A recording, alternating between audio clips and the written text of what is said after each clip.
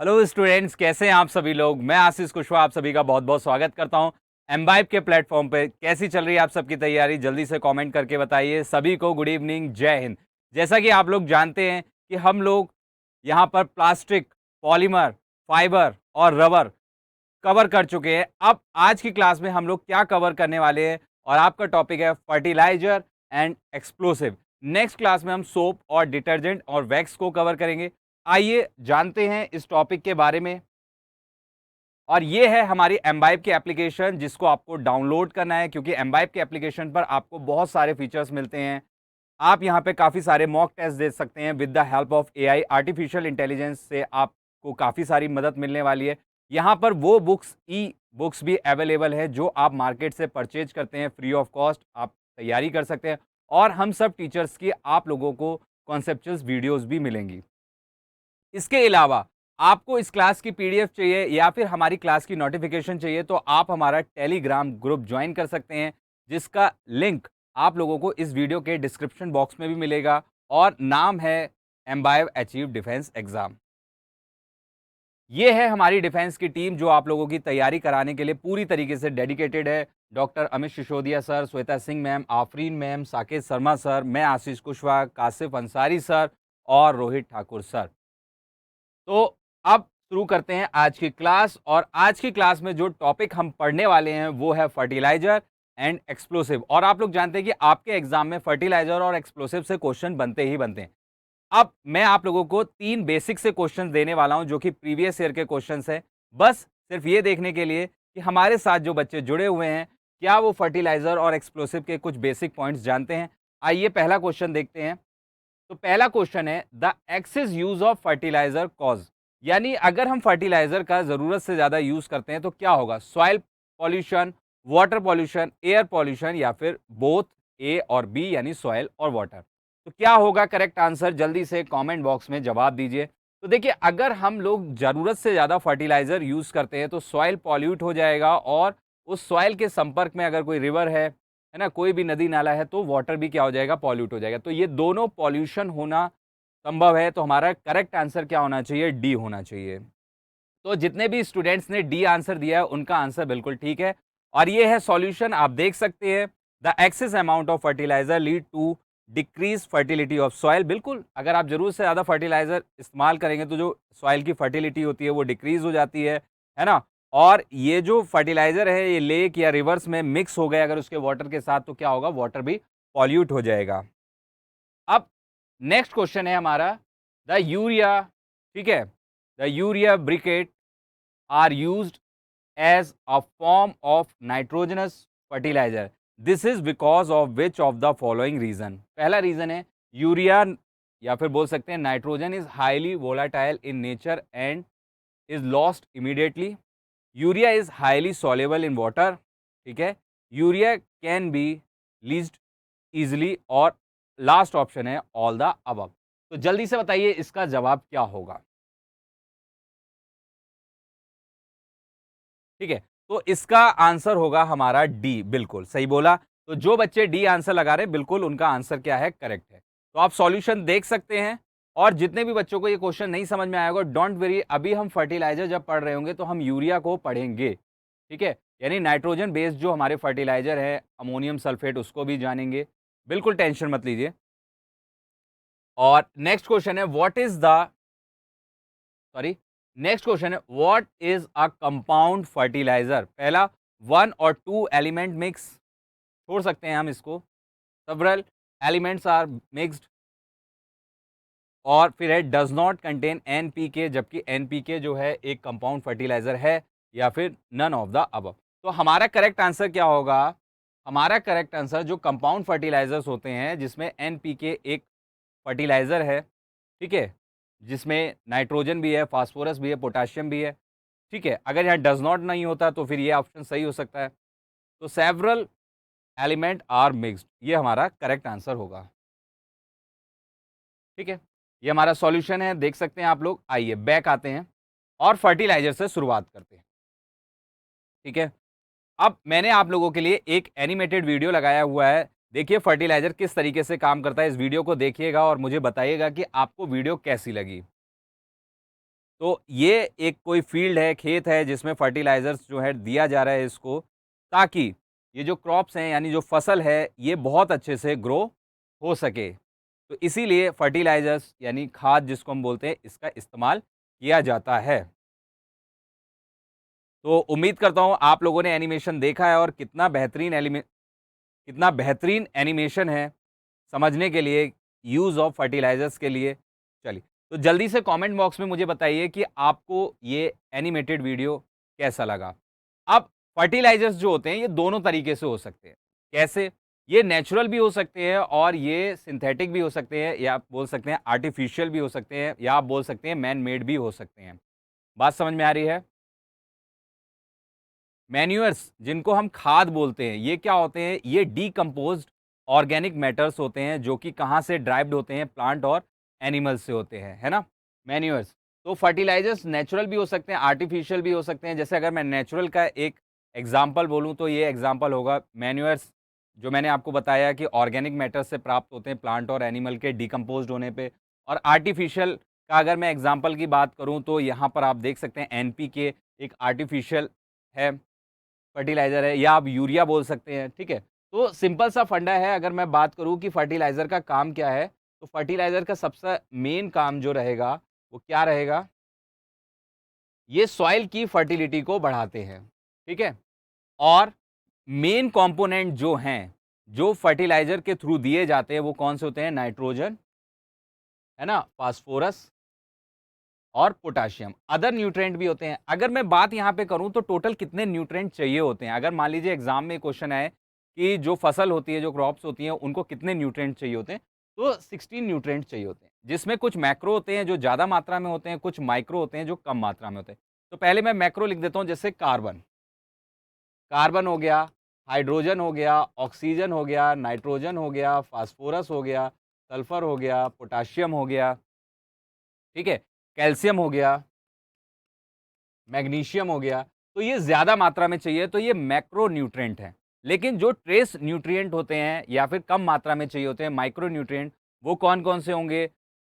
Iron हो गया जो सबसे कम चाहिए होगा, बोरोन हो गया, आप भी बता सकते हैं, मैंगनीज़ हो गया, मॉलिब्डेनम हो गया, और बताइए और कौन-कौन से आप लोगों को याद आ रहे हैं? बिल्कुल सही बोल रहे हैं, जिंक हो गया, कॉपर हो गया, क्लोरीन हो गया, बिल्कुल। तो आप देख सकते हैं ये कितने टोटल 16 न्यूट्रिएंट हैं जो कि एक फसल के लिए बहुत ज़रूरी होते हैं, एक प्लांट के लिए बहुत ज़रूरी होते हैं। तो देखिए यहाँ पर मेंशन है 16 एलिमेंट, और वो कौन-कौन से एलिमेंट हैं मैंने यहाँ पर लिख दिए हैं। अब ये 16 एलिमेंट आपको याद करने की ज़रूरत नहीं कि कौन मैक्रो है, कौन माइक्रो है, उन पे से क्वेश्चन नहीं आता। हाँ, क्वेश्चन जो बनेगा वो मैं आप लोगों को बता देता हूँ। आपसे पूछेगा कि ये जो प्लांट्स होते हैं, ये हाइड्रोजन को कहाँ से लेंगे? अगर बात हाइड्रोजन की आए, तो आप बोलेंगे कि सर, अगर एग्ज़ाम में ये क्वेश्चन आता है कि प्लांट हाइड्रोजन को किस तरीके से यूज़ करता है, ठीक है, प्लांट, तो आप कहेंगे ये वाटर से। आपसे एग्ज़ामिनर पूछेगा कि भाई कार्बन को कहाँ से प्राप्त करेगा? तो आप कहेंगे कि एटमॉस्फेयर में जो CO2 है, एटमॉस्फेरिक CO2 कार्बन डाइऑक्साइड, इससे प्लांट क्या होगा? इससे प्लांट कार्बन को ले लेगा। ऑक्सीजन की अगर बात आती है तो ऑक्सीजन को प्लांट को अगर चाहिए तो ये एटमॉस्फेरिक से भी ले सकता है, जो हमारा एटमॉस्फेयर है उससे भी, और वाटर से भी ले लेता है। ठीक है, ये पॉइंट आप लोगों को याद रखने हैं जो मैंने आपको बताए। इसके अलावा एक क्वेश्चन आपसे आता है, पूछा जाएगा कि प्लांट की ग्रोथ के लिए कौन क्रूशियल है, या फिर हम बोल दें कि ऐसे कौन से न्यूट्रिएंट हैं जो कि रेजिस्टेंस जो है मौजूद करा देते हैं प्लांट के अंदर। तो आप कहेंगे कि सर कैल्शियम, पोटेशियम और मैग्नीशियम। कैल्शियम, पोटेशियम और मैग्नीशियम, ये वो न्यूट्रिएंट हैं जो रेगुलेट करते हैं प्लांट की ग्रोथ को, साथ के साथ बिल्डअप करते हैं रेजिस्टेंस अगेंस्ट जो है हमारे क्रॉप पेट्स होते हैं, जो पेस्टिसाइड जिसके लिए इस्तेमाल किया जाता है, कीट होते हैं, उनके विरुद्ध काम आते हैं। इतनी बात आप लोगों को समझ में आई? तो ये सारी बातें हम लोगों को यहाँ पर ध्यान रखनी है, ठीक है?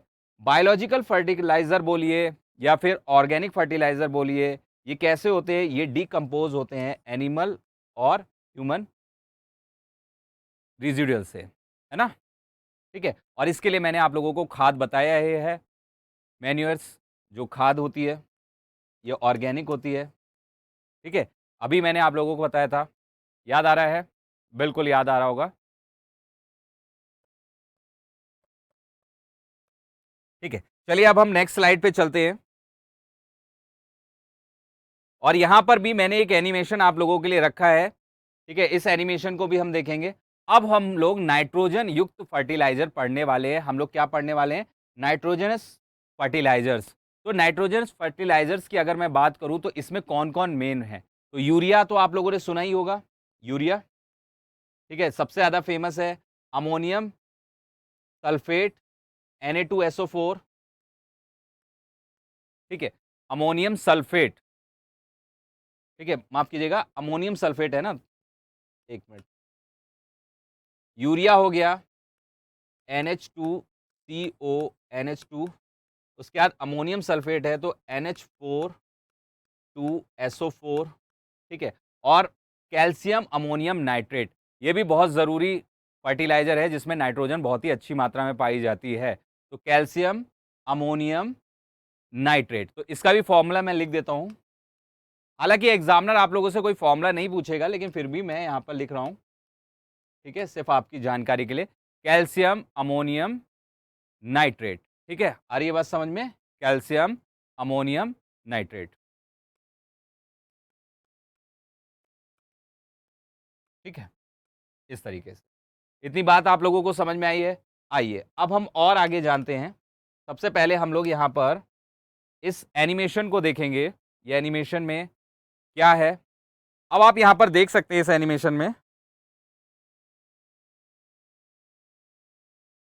कि यहाँ पर ये जो सॉइल है, ये क्षारीय है, एल्कलाइन है। तो इसकी क्षारीयता यानी एल्किलिटी खत्म करने के लिए क्या है, इसमें यहाँ पर मिलाया जा रहा है फर्टिलाइज़र, ठीक है? तो अब यहाँ पर क्या मेंशन है, देखिए जो मैंने बोला है, नाइट्रोजन वाले फर्टिलाइज़र हमें कहाँ से मिल सकते हैं? अमोनिया से ज़्यादातर ड्राइव्ड होते हैं, ठीक है? इनके एग्ज़ाम्पल क्या हैं? Ammonium sulphate, calcium ammonium nitrate, urea, ये इनके एग्ज़ाम्पल्स हैं। Nitrogen are found in such a fertiliser in the form of nitrate, ठीक है? ये आप लोगों को बहुत ज़रूरी है, जो आप लोगों को याद रखना है। आपसे एग्ज़ामिनर पूछ सकता है कि ये जो प्लांट्स होते हैं, ये नाइट्रोजन को किस आयन के रूप में प्राप्त करते हैं फर्टिलाइज़र से? तो नाइट्रेट के रूप में, आयन के रूप में प्राप्त करते हैं और अमोनियम आयन के रूप में ये इसको प्राप्त करते हैं, ठीक है? एक क्वेश्चन इसमें यूरिया का भी आता है कि अगर आपसे पूछा जाए कि ये जो यूरिया है, इसमें नाइट्रोजन किस अवस्था में होती है, यानी प्लांट को किस अवस्था में फाउंड किया जाता है, तो वो आप बोलेंगे एमाइड। क्या बोलेंगे आप लोग? इसको बोलेंगे एमाइड। एमाइड, क्लियर है? इतना आप लोगों को याद रखना है। चलिए, अब हम आगे चलते हैं नेक्स्ट स्लाइड पे।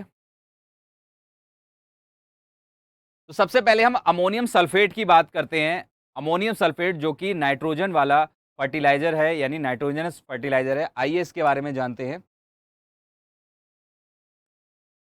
तो अमोनियम सल्फेट में देखिए यहाँ पे लिखा हुआ है 25% अमोनिया पाया जाता है। हाँ, ठीक है, कितना परसेंट अमोनिया पाया जाता है? आप कहेंगे सर 25% यहाँ पर क्या पाया जाएगा? अमोनिया। अगर बाय चांस एग्जामिनर आपसे ये पूछ ले कि नाइट्रोजन कितना पाया जाएगा, तो आप वो भी बता सकते हैं। बताइए जल्दी से कमेंट करके बताइए। नाइट्रोजन जो है वो 21% के करीब इसमें पाया जाता है, ठीक है? It contain 25% ammonia which is transformed into nitrate by denitrifying bacteria present in alkaline soil. यानी जो क्षारीय मिट्टी होगी, एल्कलाइन सॉइल होगी, वहां पे सबसे ज्यादा अमोनियम सल्फेट फर्टिलाइजर यूज किया जाएगा उसकी पीएच वैल्यू को कम करने के लिए। अमोनिया 25% होती है और नाइट्रोजन 21% के करीब इसमें पाया जाता है। The nitrate are easily absorb by the crop plants, ठीक है? अब हम सेकंड फर्टिलाइजर की बात करते हैं, कैल्शियम अमोनियम नाइट्रेट की। इसकी बात करते हैं, कैल्शियम अमोनियम नाइट्रेट। तो इन दिस फर्टिलाइजर अगर आपसे पूछा जाएगा what is the percentage of nitrogen, तो आप बोल सकते हैं कि इस फर्टिलाइजर में नाइट्रोजन की परसेंटेज कितनी है? 23% है। और ये इजिली एब्जॉर्ब हो जाता है प्लांट में। क्यों? Because it has because of its higher solubility it has no adverse effect on the soil. तो ये जो हमारा, अगर मैं बात करूं, कैल्शियम अमोनियम नाइट्रेट है, ये एक ऐसा फर्टिलाइजर होता है जो हमारी मिट्टी को यानी सॉइल को सबसे कम नुकसान पहुंचाता है। और उसका रीजन है क्योंकि बहुत इजीली तरीके से ये क्या करता है, नाइट्रोजन को नाइट्रेट आयन के रूप में क्या करता है, एब्जॉर्ब कर लेता है। अब बात आती है यूरिया की। यूरिया जो होता है इसमें सबसे ज़्यादा नाइट्रोजन की प्रतिशतता पाई जाती है। जैसा कि अभी आप लोगों ने देखा यहाँ पर अमोनियम सल्फेट में नाइट्रोजन की परसेंटेज 21 थी, यहाँ पर 23 थी कैल्शियम अमोनियम नाइट्रेट में। बट अगर यूरिया की बात करें तो यहाँ पर नाइट्रोजन की परसेंटेज बहुत ज़्यादा होती है, 46.6% अप्रॉक्सिमेटली होती है, जिसको हम 46% भी कह सकते हैं। और ये जो है मिट्टी की पीएच वैल्यू पर कोई असर नहीं डालता, जबकि अमोनियम नाइट्रेट जो है अगर एल्कलाइन सॉइल है तो उसके पीएच वैल्यू को कम करता है। ठीक है, आ रही है बात समझ में? और सबसे ज़्यादा जो है यूरिया यूज़ होता है। उम्मीद करता हूँ इतनी बातें आप लोगों को समझ में आई होंगी। अब बात करते हैं हम लोग यहाँ पे फास्फोरस फर्टिलाइजर्स की। हमने नाइट्रोजन वाले फर्टिलाइजर देखे, अब हम यहाँ पे फास्फोरस वाले फर्टिलाइजर्स को पढ़ेंगे। तो फास्फोरस फर्टिलाइजर्स जो होते हैं वो कमर्शियली किस रूप में अवेलेबल हैं? तो ये है सिंगल सुपर फास्फेट, है ना, triple super phosphate, die calcium phosphate, इस रूप में ये फर्टिलाइजर मिलते हैं। इसका आप एक एनिमेशन भी यहाँ पे देख सकते हैं, 3D वीडियो मैंने लगा रखी है ग्रास के लिए। ये फर्टिलाइजर है फास्फोरस युक्त, देखिए, देख रहे हैं आप लोग? ठीक है। अब अगर मैं बात करूं, आपसे एग्जामिनर पूछेगा कि फास्फोरस फर्टिलाइजर्स के एग्जाम्पल क्या है, तो आप बोल सकते हैं सिंगल सुपर फास्फोरस, है ना, आप बोल सकते हैं क्या, single super phosphate, triple super phosphate, और लास्ट में आप बोल सकते हैं डाई कैल्शियम फॉस्फेट। लेकिन इसके अलावा आपके एग्जाम में सुपर फॉस्फेट ऑफ लाइम, ये भी एग्जामिनर आपसे पूछ सकता है। सुपर फास्फेट ऑफ लाइम, ये भी क्या है, ये मिक्सचर है। ये किसका मिक्सचर है? ये मिक्सचर है कैल्शियम डाइहाइड्रोजन फॉस्फेट का और जिप्सम का, और ये भी फास्फोरस का एक फर्टिलाइजर है। जैसे कैल्शियम डाइहाइड्रोजन फॉस्फेट, इसका आपसे एग्जामिनर केमिकल फॉर्मूला पूछ सकता है। इसका केमिकल फॉर्मूला हो जाएगा CaH2। ठीक है, तो ये हो गया हमारा कैल्शियम डाइहाइड्रोजन फॉस्फेट, और किसका मिक्सचर है? जिप्सम। जिप्सम तो आप लोगों को पता ही है, बिल्कुल सिंपल जिप्सम का फॉर्मूला होता है। तो ये इससे बनता है, किससे बनता है? सुपर फास्फेट ऑफ लाइम जो है किससे बनेगा? Calcium dihydrogen phosphate of gypsum से। ये आप लोगों को याद रखना है।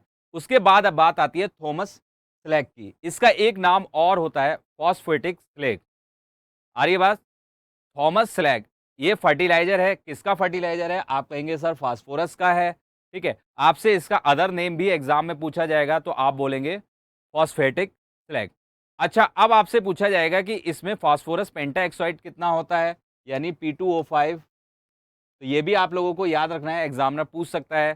तो ये होता है 14 to 18%, 14 to 18% होता है। P2O5 की वैल्यू कितनी होती है, कितनी मात्रा होती है ना? तो Thomas slag contain 14 to 18% of P2O5। अब बात ये आती है कि ये हमें मिलता कैसे है? तो ये बाय प्रोडक्ट होता है स्टील इंडस्ट्रीज का। It is a by product of steel industries. अब आप लोग जानते हैं ये बहुत ही सॉल्युबल होता है, यानी इट इज हाईली सॉल्युबल, और ये बहुत इजी तरीके से, क्योंकि ये बहुत ही हाईली सॉल्युबल होता है, यानी इसकी सॉल्युबिलिटी जो होती है काफ़ी हायर होती है, इसी कारण ये बहुत ईजिली एसिमिलेट हो जाएगा प्लांट्स में। क्लियर है? ठीक है, तो ये हमने थॉमस स्लेग के बारे में जाना। अब हम यहाँ पे पोटासिक फर्टिलाइजर्स की बात करते हैं, यानी पोटाशियम युक्त फर्टिलाइजर्स की बात करते हैं। ये आप एक 3D एसिड देख रहे हैं, जिसमें यहाँ पर देख सकते हैं एक पॉट है, उसके अंदर एक प्लांट लगा हुआ है, और ये पोटास का फर्टिलाइजर हम इसको दे रहे हैं, और प्लांट किस तरीके से यहाँ पर ग्रो कर रहा है, देख पा रहे हैं आप लोग? ठीक है। अब अगर मैं पोटास यानी पोटाशियम की बात हो रही है, अगर मैं पोटाशियम की बात करूँ तो उसमें फर्टिलाइजर में क्या-क्या यूज़ होता है? KCl यूज़ होता है, यानी पोटाशियम क्लोराइड, है ना? KCl हो गया, पोटाशियम नाइट्रेट KNO3, ये एज़ अ फर्टिलाइजर यूज़ होते हैं, या फिर पोटाशियम सल्फेट K2SO4, तो ये यूज़ होते हैं एज़ अ पोटाशियम फर्टिलाइजर के रूप में। क्लियर है? चलिए, अब मैं आपको एक मिक्स फर्टिलाइजर के बारे में बताने वाला हूं, जो कि है NPK। NPK, N से नाइट्रोजन, P से फास्फोरस, और K से क्या बनेगा मेरे प्यारे बच्चों, दोस्तों? पोटाशियम। आइए इस एनिमेशन को देखते हैं, जो कि एक मिक्स फर्टिलाइजर के बारे में आपको बता रहा है, नाइट्रोजन, फास्फोरस और पोटाशियम। एनपीके, ये बहुत ही अच्छा फर्टिलाइजर होता है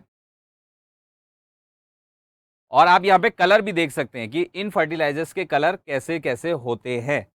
तो कैसा लगा आपको ये एनिमेशन? आपकी आपकी क्लास को इन्हेंस करने के लिए, आपकी स्टडी को इन्हेंस करने के लिए हम एम्बाइब वाले आप लोगों के लिए यहाँ पर 3D एनिमेशन, 3D एसेट्स लेकर आते हैं, ठीक है?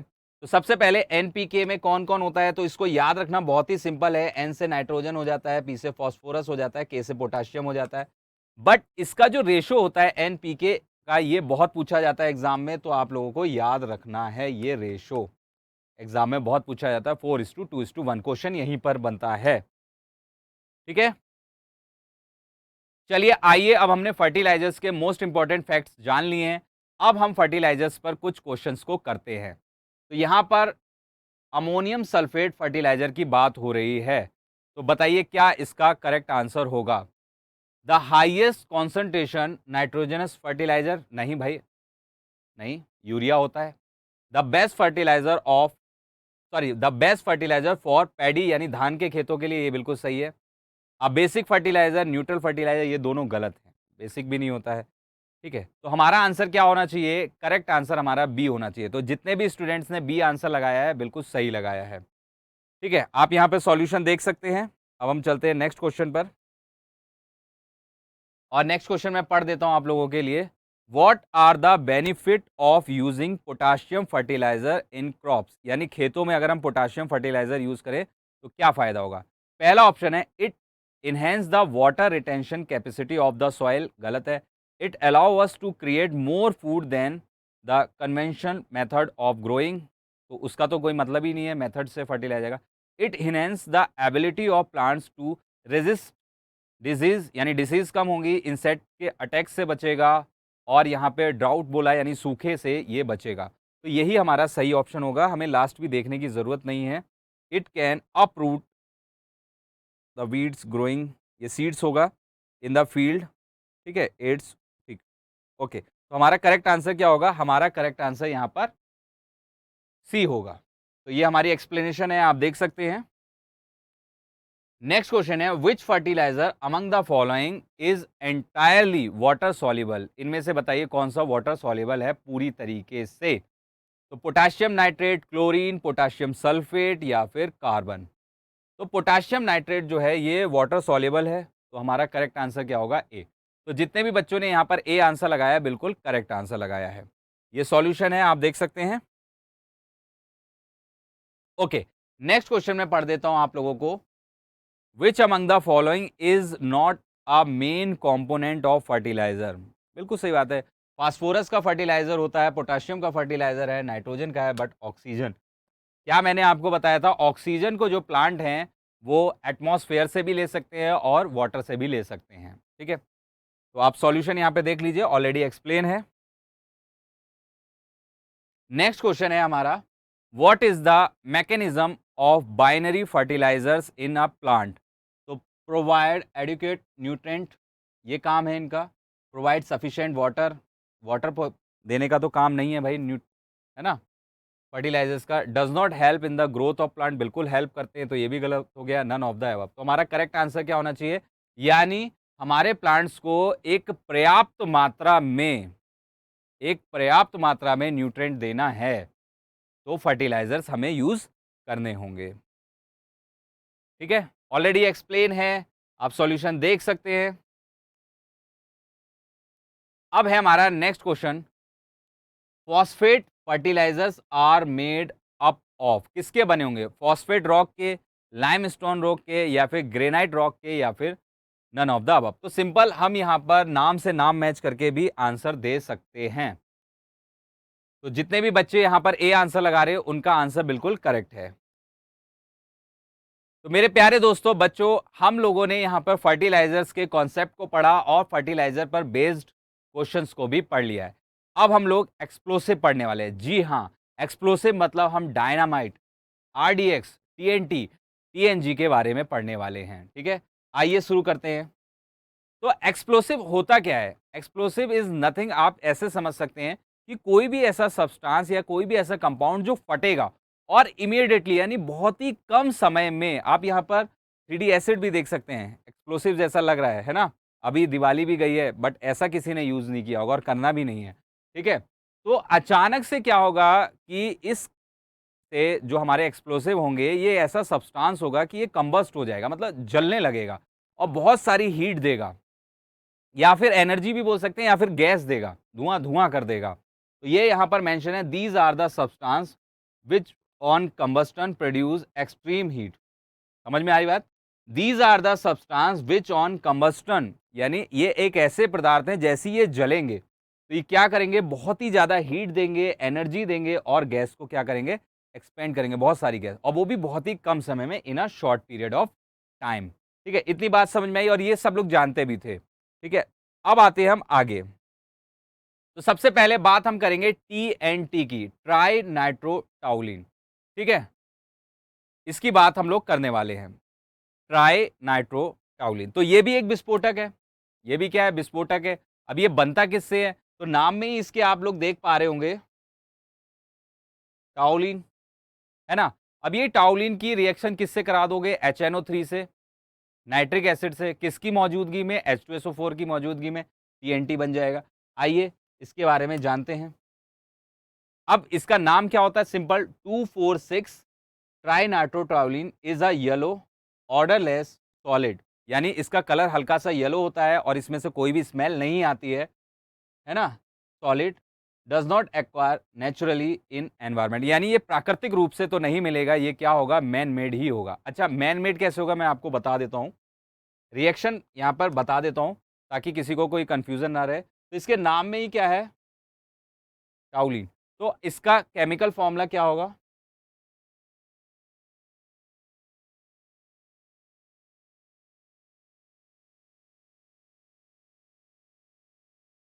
तो ये केमिकल फॉर्मूला किसका हो गया, टाउलिन का।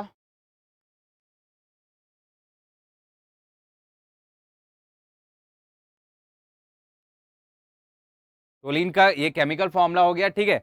अब इसका रिएक्शन किससे कराना है, देखिए यहाँ मेंशन भी है, टोलिन का किससे रिएक्शन कराना है, देखिए यहाँ पे नाइट्रेटिंग मिक्सचर यानी कॉन्सेंट्रेटेड H2SO4 की मौजूदगी में HNO3 के साथ। तो यहाँ पर हम करा देते हैं 3HNO3। अच्छा, एग्जामिनर आपसे रिएक्शन नहीं पूछेगा, सिर्फ आप लोगों को पता होने चाहिए कि इसमें कौन कौन से कंपाउंड यूज हुए हैं। टॉलिन यूज हुआ है और H2SO4 यूज हुआ है और HNO3 यूज हुआ है। ठीक है, यहाँ पर H2SO4 हो जाएगा।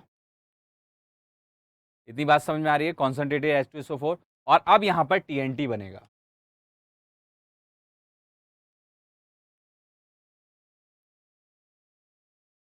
यहाँ पर क्या बनाने वाला हूं मैं, TNT, तो देखते रहिएगा आप लोग।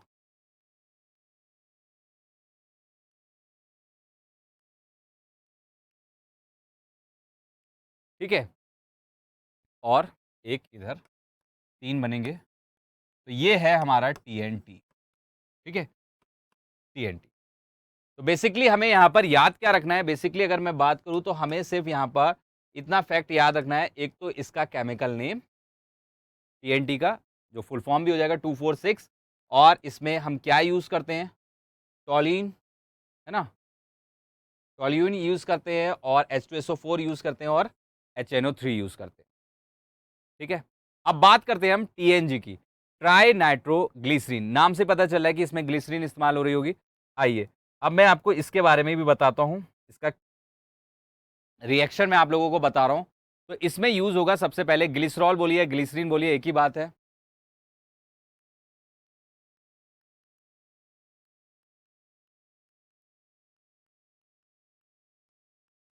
ठीक है? 1 मिनट में इसे दोबारा लिख देता हूँ।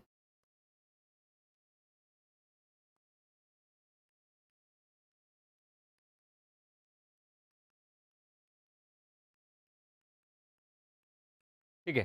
तो ये हो गया, ग्लिसरीन बोलिए या ग्लिसरॉल बोलिए। ठीक है? ग्लिसरीन, ग्लिसरॉल मैंने आप लोगों को पढ़ाया भी है एक क्लास में, आप लोग जाके देख सकते हैं, जब मैंने आप लोगों को अल्कोहल्स पढ़ाए थे, याद आ रहा है? ठीक। अब इसकी रिएक्शन हमें किससे करानी है, HNO3 से करानी है, सेम TNT की तरह। यहाँ पे मैं लिख देता हूँ 3HNO3। ठीक है? और यहाँ पर हमें चाहिए होगा कॉन्सेंट्रेटेड H2SO4 भी चाहिए होगा, और यहाँ पर बनेगा TNG।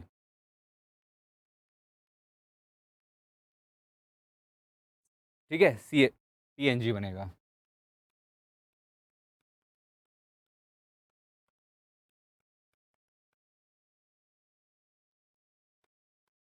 ये हो जाएगा TNG, ट्राई नाइट्रोग्लिसरीन।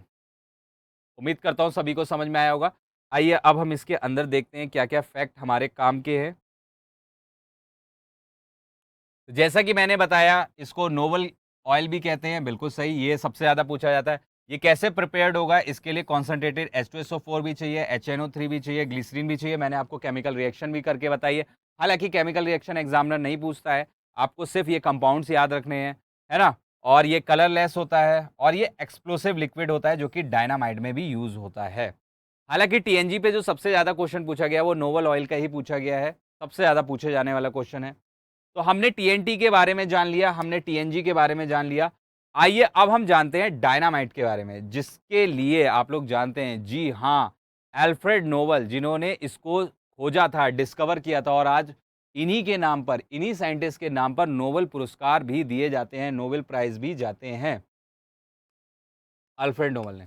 अगर मैं एक स्ट्रेट डायनामाइट की बात करूँ तो इसमें क्या-क्या होता है? तो इसमें नाइट्रोग्लिसरीन, जो अभी मैंने आपको बताया था, टीएनजी यूज़ हो सकता है, सोडियम नाइट्रेट, और इसमें लकड़ी का बुरादा, वुड पल्प भी इस्तेमाल किए जाते हैं बनाने के लिए डायनामाइट को, ठीक है? अब बात करते हैं हम आरडीएक्स। तो आरडीएक्स का फुल फॉर्म पूछा जाता है रॉयल, ठीक है? रॉयल डिमोलिशन, यानी विध्वंस कर देना, एक्सप्लोसिव, ठीक है? आइए, अब इसके कुछ नाम होते हैं, और उन नाम पर ही आपके एग्जाम में क्वेश्चन पूछा जाता है, तो इसके नाम याद करने बड़े ज़रूरी हैं। जैसे अगर मैं बात करूं, इसको साइक्लोनाइट के नाम से भी जाना जाता है, यूएसए में बोला जाता है। हेक्सोजन सबसे फेमस है जर्मनी में, और T4 इटली में बोला जाता है। ये आप लोगों को याद रखना है।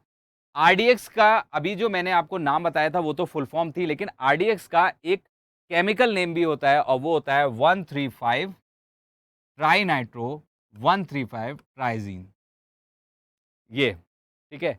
इसके अलावा इसका एक और नाम होता है, जिसको हम बोलते हैं साइक्लो ट्राइमेथिलीन ट्राइनाइट्रोएमीन, ठीक है? तो ये भी इसका नाम होता है, और इसको किसने खोजा था? हैनिंग ने। इतनी बात समझ में आई। और इसका कलर जो होता है, जैसे टीएनटी का व्हाइट होता है, सॉरी, टीएनटी का येलो कलर होता है, ये व्हाइट पाउडर के रूप में होता है, और अभी तक इसका टेस्ट और स्मेल को लोग नहीं जानते हैं।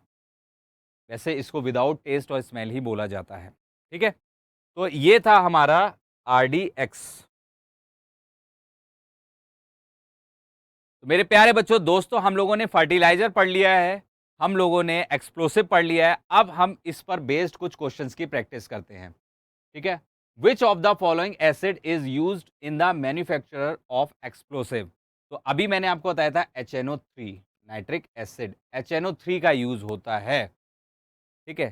तो वेरी सिंपल, चलिए इसे सबमिट करते हैं। मैंने आपको दो दो रिएक्शन भी करके बताई थी, टीएनटी और टीएनजी की, तो आप सॉल्यूशन देख सकते हैं।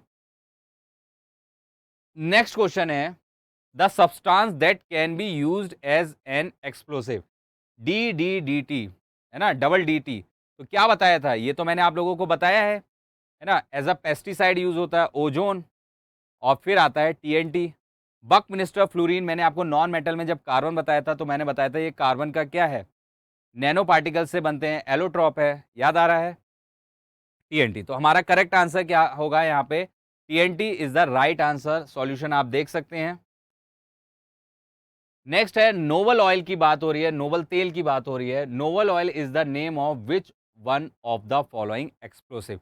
TNT, TNA, TNP, या फिर TNG? तो आपका क्या आंसर होगा? Tri nitroglycerine is the right answer, TNG। तो जितने भी बच्चे यहाँ पर डी आंसर लगाए हैं, बिल्कुल सही लगाए हैं। सॉल्यूशन आप देख सकते हैं, ऑलरेडी एक्सप्लेन्ड भी है। नेक्स्ट क्वेश्चन है, which one of the following is not an explosive? तो इनमें से एक एक्सप्लोसिव नहीं है, तो TNT, ट्राई नाइट्रोटाउलिन, है ना, तो ये तो एक्सप्लोसिव है। RDX बिल्कुल एक्सप्लोसिव है। ट्राई नाइट्रोग्लिसरीन टीएनजी बिल्कुल एक्सप्लोसिव है, डायनामाइट बनाने में काम आता है। लेकिन नाइट्रोक्लोरोफॉर्म ये क्या है? ये कीटों को मारने के काम आता है, पेस्टिसाइड। ठीक है, तो चलिए इसको हम यहाँ पे मार्क कर देते हैं। ये कोई विस्फोटक नहीं है, एक्सप्लोसिव नहीं है। तो ये हमारा सॉल्यूशन है, आप देख सकते हैं। क्लोरोपिक्रीन जो कि मैंने आप लोगों को पहले से ही बताया है, इसी को हम क्या बोलते हैं? नाइट्रोक्लोरोफॉर्म, जो कि बेहोश करने के भी काम आता है। ठीक है? तो मेरे प्यारे बच्चों, आज की क्लास फिनिश हो चुकी है, जिसमें हम लोगों ने फर्टिलाइजर और एक्सप्लोसिव को पढ़ा डीप। अब हम 2 मिनट अपने आप को देते हैं और समरी देखते हैं कि आज की क्लास में हमने क्या पढ़ा है। ठीक है, 2 मिनट में रिवीजन करते हैं। आपको ये पूरा बोर्ड दिखेगा, मैं बोर्ड से गायब हो जाऊंगा, ताकि अगर आपको स्क्रीनशॉट लेना है तो आप स्क्रीनशॉट भी ले सकते हैं। और अगर आपको पीडीएफ चाहिए तो आप हमारा टेलीग्राम ग्रुप भी ज्वाइन कर सकते हैं। तो सबसे पहले हमने नाइट्रोजन युक्त यानी नाइट्रोजनस फर्टिलाइजर्स के बारे में पढ़ा, जिसके एग्जाम्पल्स हमने देखे calcium ammonium nitrate, ammonium sulphate और सबसे फेमस यूरिया। हमने जाना कि जो नाइट्रोजन होती है वो किस रूप में फाउंड होती है एज अ फर्टिलाइजर्स। तो नाइट्रेट और अमोनियम आयोन के रूप में मिलती है, या फिर यूरिया में ये मिलती है एमाइड के रूप में। फिर फास्फोरस फर्टिलाइजर्स में हमने देखा कि जो कॉमनली यूज़ होते हैं कमर्शियल लेवल पे, वो कौन से होते हैं? सिंगल सुपर फॉस्फेट फर्टिलाइज़र हो गया, ट्रिपल हो गया, इसके अलावा डाई कैल्शियम फॉस्फेट हो गया। हमने सुपर फॉस्फेट ऑफ लाइम को पढ़ा, जो कि किससे मिलकर बनता है? कैल्शियम डाई हाइड्रोजन फॉस्फेट और जिप्सम से।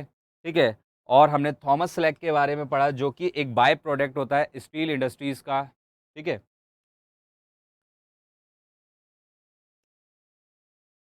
उसके बाद हमने अमोनियम सल्फेट को पढ़ा और हमने जाना कि अमोनियम सल्फेट में अमोनिया 25% होता है और नाइट्रोजन 21% होता है। कैल्शियम अमोनियम नाइट्रेट में अमोनिया जो होता है 23% होता है, और ये हमारी मिट्टी को नुकसान नहीं पहुंचाता, सॉइल पे किसी भी तरीके के प्रभाव नहीं डालता है, क्योंकि ये डायरेक्टली एब्जॉर्ब हो जाता है। उसका रीज़न क्या है? कि प्लांट इसको डायरेक्टली एब्जॉर्ब कर लेते हैं। यूरिया में नाइट्रोजन सबसे ज़्यादा होता है, 46.6% होता है, और नाइट्रोजन के रूप में इस्तेमाल होने में यूरिया का सबसे ज़्यादा यूज़ होता है। देन हमने यहाँ पे पोटाशियम से रिलेटेड जो है हमने यहाँ पर फर्टिलाइज़र्स को पढ़ा था, ठीक है? जो कि कौन से थे? केसीएल थे, K2SO4 थे, KNO3 थे। फिर हमने एनपीके फर्टिलाइज़र के बारे में जाना, जिसका रेशो 4:2:1 था। एक्सप्लोसिव हमने पढ़ा कि एक्सप्लोसिव ऐसा सब्सटेंस होता है जो जलने पर क्या होता है? एनर्जी और हीट देता है। उसके बाद एक्सप्लोसिव में हम लोगों ने टीएनटी को पढ़ा, टीएनटी का नाम देखा, इसका कलर येलो होता है, और ये कैसे प्रिपेयर होता है मैंने आप लोगों को केमिकल रिएक्शंस के साथ बताया है। ऐसे ही मैंने आपको टीएनजी बताया, जिसको हम नोबल ऑयल भी कहते हैं, और इसकी केमिकल रिएक्शन भी मैंने आप लोगों को बताई थी। ग्लिसरीन के साथ जो है HNO3 और H2SO4 की रिएक्शन बताई थी आप लोगों को। उसके बाद डायनामाइट, डायनामाइट को डिस्कवर किया था अल्फ्रेड नोबल ने, जिनके नाम से नोबेल प्राइज़ भी मिलते हैं। अगर मैं एक स्ट्रेट डायनामाइट की बात करूँ तो इसके अंदर नाइट्रोग्लिसरीन होगा, सोडियम नाइट्रेट होगा और लकड़ी का बुरादा यानी वुड पल्प होंगे। आरडीएक्स के बारे में हमने पढ़ा, आरडीएक्स का नाम यूएसए में साइक्लोनाइट है ना? इटली में T4 है, जर्मनी में हेक्सोजन है, ये हमने पढ़ा।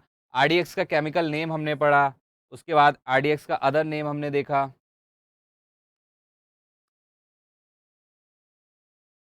ठीक है, तो ये सब हमने जो है पढ़ा है।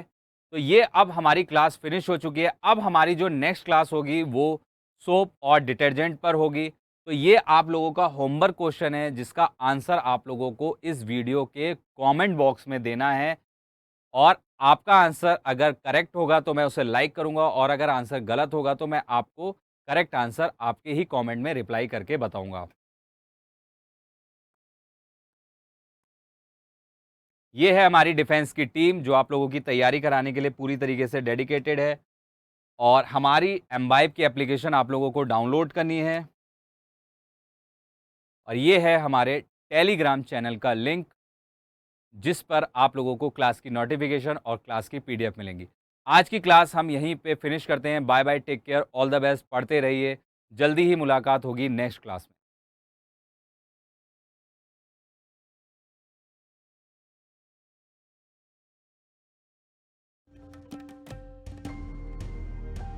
Keep imbibing.